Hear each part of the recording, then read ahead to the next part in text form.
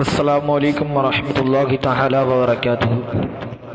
حرام طریقے سے کما کر راہ خدا میں خرچ کرنا کیسا ہے؟ یہ بیماری بھی کافی عام ہو گئی ہے۔ لوگ کماتے وقت یہ نہیں سوچتے کہ یہ حرام ہے یا حلال۔ جھوٹ، فریب، مکاری، دھوکے بازی، بے ایمانی، رشوت خوری، سود و بیاج اور مزدوروں کی مزدوری روک کر کماتے ہیں اور مال جمع کر لیتے ہیں، اور پھر راہ خدا میں خرچ کرنے والے سخی بنتے ہیں، خوب مزے سے کھاتے ہیں اور یاروں دوستوں کو کھلاتے ہیں، مسجدوں، مدرسوں اور خانقاہوں کو بھی دیتے ہیں، مانگنے والوں کو بھی دیتے ہیں۔ یہ حرام کما کر راہ خدا میں خرچ کرنے والے ہرگز سخی نہیں ہے اور نہ ہی دیندار، بلکہ بڑے بے وقوف اور نیرے احمق ہیں۔ حدیث مبارکہ میں ہے کہ حرام کمائی میں سے صدقہ و خیرات قبول نہیں۔ مشکات باب الکسب صفحہ 242۔ یہ ایسا ہی ہے جیسے کوئی بے وجہ جان بوجھ کر کسی کی آنکھ پھوڑ دے اور پھر پٹی باندھ کر اسے خوش کرنا چاہے۔ بھائیو، خوب یاد رکھو کہ اصل نیکی اور پہلی دینداری نیک کاموں میں خرچ کرنا نہیں ہے، بلکہ ایمانداری کے ساتھ کمانا ہے۔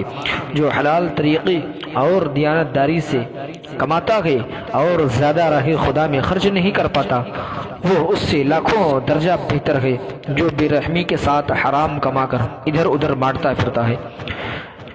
ان حرام کمانے والوں، رشوت خوروں، بے ایمانوں، امانت میں خیانت کرنے والوں میں یہ بھی دیکھا گیا ہے کہ کوئی مدینہ شریف جا رہا ہے، کوئی اجمیر شریف جا رہا ہے، کوئی کلیر شریف جا رہا ہے، کوئی بغداد شریف جا رہا ہے، کوئی کربلا شریف جا رہا ہے۔ حالانکہ حدیث مبارکہ میں ہے حضرت سیدنا معاذ بن جبل رضی اللہ تعالیٰ عنہ کو جب رسول کریم علیہ الصلوۃ والتسلیم نے یمن کا حاکم و گورنر بنا کر بھیجا تو آپ ان کو رخصت کرنے کے لیے نصیحت فرماتے ہوئے ان کی سواری کے ساتھ ساتھ مدینہ طیبہ سے باہر تک تشریف لائی۔ جب حضور واپس ہونے لگے تو فرمایا کہ اے معاذ، اس سال کے بعد جب تم واپس آؤ تو مجھ کو نہیں پاؤ گے، بلکہ میری قبر اور مسجد کو دیکھو گے۔ حضرت معاذ یہ سن کر حضور علیہ الصلوۃ والتسلیم کی جدائی کی وجہ سے رونے لگے تو رسول کریم علیہ الصلوۃ والتسلیم نے ارشاد فرمایا، ان اول الناس بالمتقون من کانوا وحیث کانوا، یعنی لوگوں میں میرے سب سے زیادہ قریب پرہیزگار لوگ ہیں، چاہے وہ کوئی ہو اور کہیں بھی ہو۔ مشکات کتاب الرقاق صفحہ 445۔ یعنی حضور علیہ الصلوۃ والتسلیم نے صاف طور پر فرما دیا کہ اصل نیکی اور دینداری محبت و نزدیکی پاس رہنا اور حاضری نہیں ہے، بلکہ پرہیزگاری یعنی برے کاموں سے بچنا، اچھے کام کرنا، خواہ وہ کہیں رہ کر ہو۔ حضرت سیدنا اویس قرنی رضی اللہ تعالیٰ عنہ حضور علیہ الصلوۃ والتسلیم کے زمانے میں تھے، لیکن کبھی ملاقات کے لیے حاضر خدمت نہ ہو سکے، مگر حضور کو اتنے پسند تھے کہ ان سے ملنے اور دعا و مغفرت کرانے کی وصیت صحابہ کرام کو فرمائی تھی۔ صحیح مسلم جلد صفحہ 311۔ ایک حدیث مبارکہ میں ہے جو کہ مشکات شریف باب الحوض والشفاء صفحہ 494 میں ہے کہ حضور علیہ الصلوۃ والتسلیم نے ان کے بارے میں یہاں تک فرما دیا کہ میری امت کے ایک شخص کی شفاعت سے اتنے سارے لوگ جنت میں جائیں گے جن کی تعداد قبیلہ بنو تمیم کے افراد سے بھی زیادہ ہوگی۔ اور مرقات جلد 5 صفحہ 278 پہ ہے۔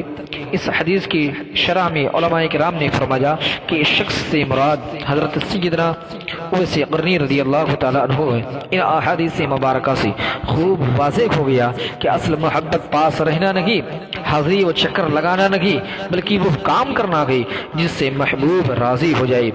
خلاصہ یہ ہے کہ جو لوگ نماز اور روزے و دیگر احکام میں شرع کے پابند ہے، حرام کاریوں اور حرام کمائیوں سے بچتے ہیں، وہ خواہ بزرگوں کے مزارات پر بار بار حاضری نہ دیتے ہو، وہ ان سے بدرجہ بہتر اور محبت کرنے والے ہیں جو خدا و رسول کی نافرمانی کرتے، حرام کھاتے اور حرام کھلاتے ہیں، رات دن گانوں، تماشوں، جوئے، شراب اور لاٹری سنیموں میں لگے رہتے ہیں، خواہ ہر وقت مزار پر ہی پڑے رہتے ہو۔ البتہ وہ لوگ جو حضرات انبیاء کرام علیہم الصلوۃ والتسلیم اور اولیاء اعظام کی شان میں گستاخیاں کرتے ہیں، بے ادبی سے بولتے ہیں اور ان کی بارگاہوں میں حاضری کو شرک و بدعت قرار دیتے ہیں، ان کے عقیدے اسلامی نہیں، ان کی نماز نہیں، ان کے روزے نہیں، ان کی تلاوت قرآن کی تلاوت نہ کی، ان کی دینداری اتباع رسول انعام نہ کی، کیونکہ ادب ایمان کی جان ہے، اور بے ادب نام کا مسلمان، اور بے ادب شخص صرف نام کا مسلمان ہے۔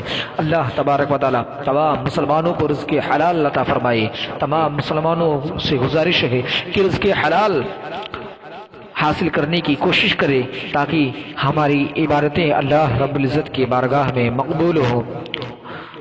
اللہ تبارک و تعالی ہم تمام لوگوں کو رزق حلال عطا فرمائے، آمین آمین بجاہ سید النبی الامین۔